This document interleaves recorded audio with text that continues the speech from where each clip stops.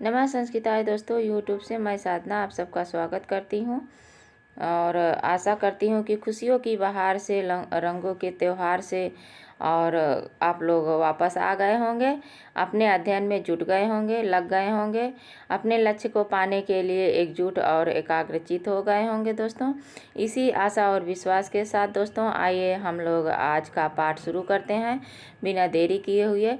त्यौहार तो आते जाते रहेंगे, त्यौहार में मस्ती करना भी चाहिए और अपने लक्ष्य की ओर भी ध्यान देना चाहिए। दोस्तों, आइए हम लोग आज पढ़ेंगे संस्कृत में वर्णित कुछ प्रसिद्ध आश्रम एवं नगर, यानी संस्कृत में कुछ जो हमारे महर्षि कवि हैं और जो प्रसिद्ध आश्रम हैं और किस नदी के किनारे पर स्थित हैं और कौन से नगर हैं किस नदी के किनारे पर स्थित हैं, इन सब का अध्ययन हम लोग आज इस पाठ में करेंगे और अपने खुशियों के साथ, अपने लक्ष्य के साथ, अपने जो है दृढ़ संकल्प के साथ हम लोग आज के पाठ का अध्ययन करेंगे।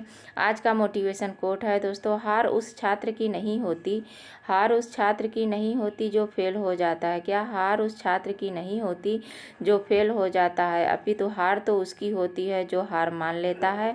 इसमें किसी छात्र की बात नहीं है, ये तो हर एक पर्सन की, हर एक इंसान की जो है हार की बात होती है। आप जिस क्षेत्र में लगे हों, कहीं भी हो, उस क्षेत्र से, उस जगह से हार नहीं माननी चाहिए।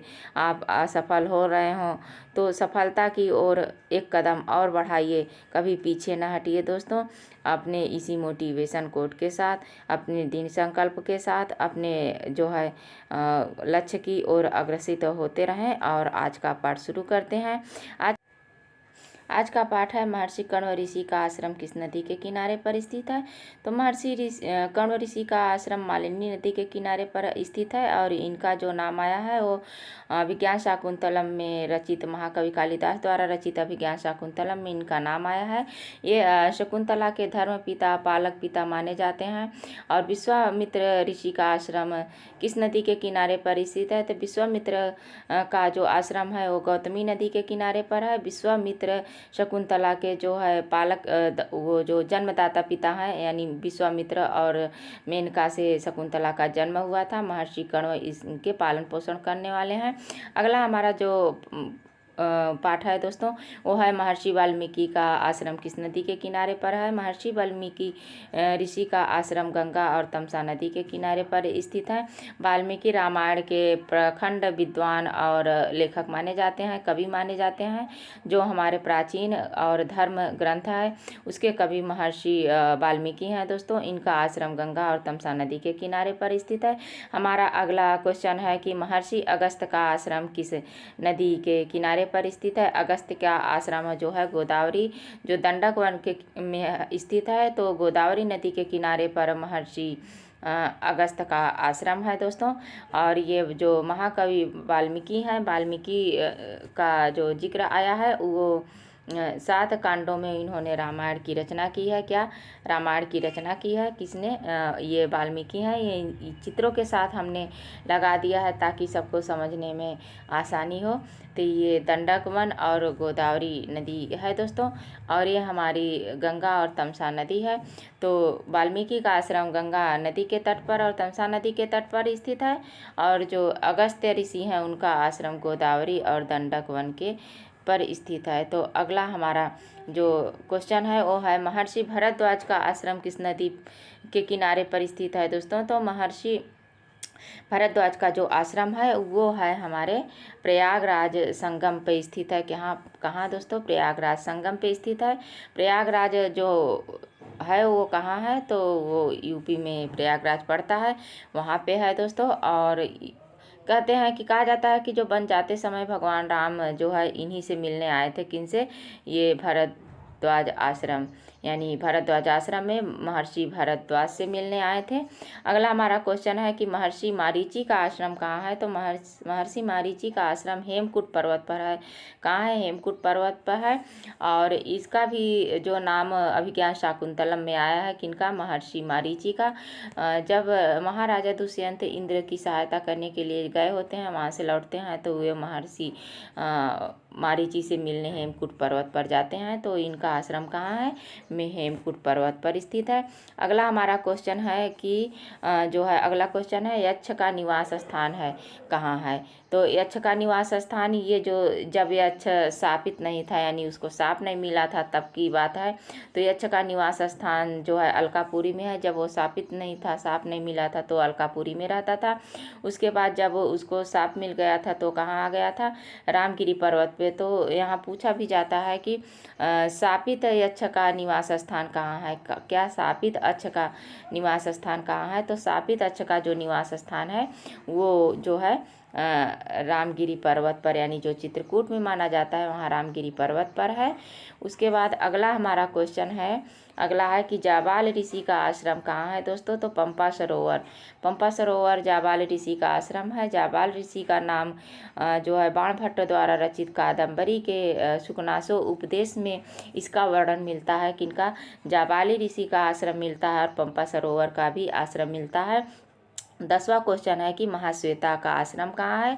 तो महाश्वेता का आश्रम अछोत सरोवर में है। इनका भी वर्णन, महाश्वेता का भी वर्णन जो है भी उसमें बाणभट्ट के सुकनासो उपदेश में मिलता है दोस्तों।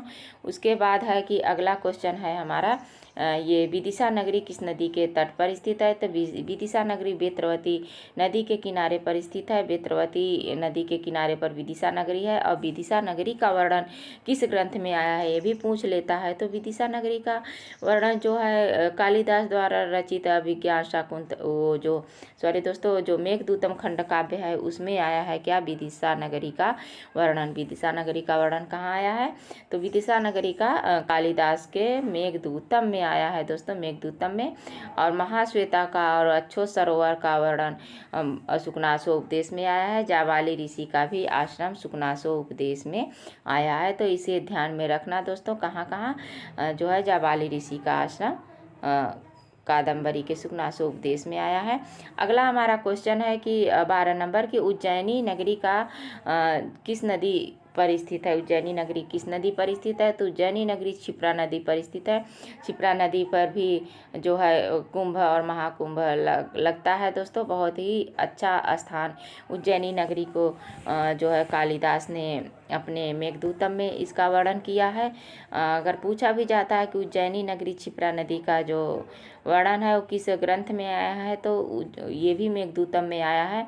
और इसका बहुत ही सुंदर वर्णन उज्जैनी का कालिदास ने किया है।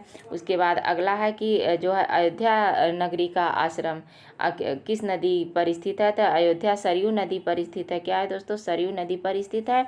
और जो है अयोध्या में भगवान श्री राम का जन्म हुआ था, सभी लोगों को मालूम है। अयोध्या जो है उत्तर प्रदेश में स्थित है और सरयू नदी के किनारे पर अयोध्या नगरी स्थित है दोस्तों।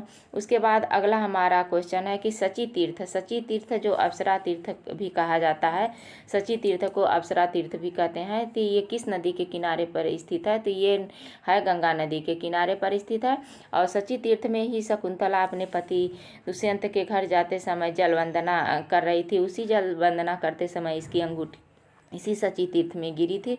इसका वर्णन अभिज्ञान शाकुंतलम में आया है। तो इसे याद रखिए दोस्तों, सची तीर्थ का वर्णन अभिज्ञान शाकुंतलम में आया है। और शकुंतला का अंगूठी सची तीर्थ में गिरी थी। और किस नदी में का वर्णन है, तो इसमें गंगा नदी का वर्णन है। अगला है कि काशी विश्वनाथ वाराणसी किस नदी पे स्थित है। तो विश्वविख्यात जो है काशी विश्वनाथ वाराणसी नगरी है। तो ये है गंगा नदी के किनारे पर स्थित है, जो उत्तर प्रदेश में स्थित है। कहाँ, उत्तर प्रदेश में स्थित है। अगला हमारा क्वेश्चन है कि हरिद्वार कहाँ स्थित है। हरिद्वार को कनखल के नाम से भी जानते हैं। क्या, कनखल के नाम से भी जाना जाता है। हरिद्वार किस नदी के किनारे पर स्थित है। तो ये है गंगा नदी के किनारे पर स्थित है। हरिद्वार भी उत्तर प्रदेश में स्थित है। कहाँ, उत्तर प्रदेश में स्थित है। यहीं हरिद्वार से के पहले से ही तो गंगा नदी जो है वो ज़मीन पर आती हैं। तो ये रहा हमारा आज का पाठ दोस्तों। हमने छोटे से पाठ में आप लोगों को जो हमारे प्रमुख नगर हैं और प्रमुख नदियां हैं और हमारे प्रमुख आश्रम और ऋषिगण हैं, उन सब का अध्ययन हम लोगों ने इस वीडियो में किया। आपका ये वीडियो कैसे लगा दोस्तों। अगर अच्छा लगा हो तो लाइक शेयर कमेंट करिए और अपने दोस्तों तक पहुंचाइए। और जो है जो हमारे नए साथी हो जो देख रहे हो वो जो है इसे लाइक शेयर कमेंट करिए, और जो है क्या है कि इसे सब्सक्राइब करिए दोस्तों। ऐसे छोटे छोटे वीडियो हम आप लोगों को लेकर आते रहेंगे, और जो है इसमें आप लोगों को समझाने की कोशिश करेंगे। तो आज बस यहीं तक। नमः संस्कृताय दोस्तों।